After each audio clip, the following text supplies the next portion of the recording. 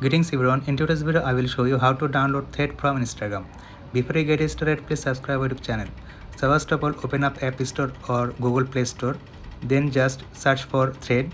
After that, at the very first option, expect the ad. We can easily find dates and Instagram. And then all we have to do is just tap at get, then we need to confirm the installation by double click on the iPhone, and then we need to wait for the download to complete.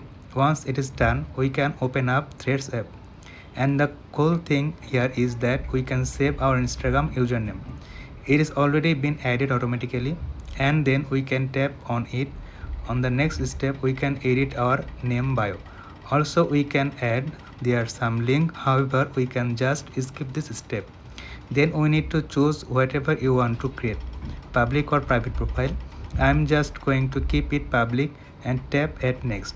Then we can choose which account we like to follow.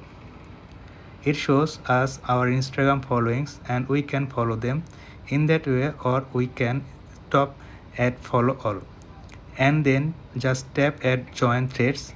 That's how you can easily download threads from Instagram. This is the video for today. Thanks for watching this.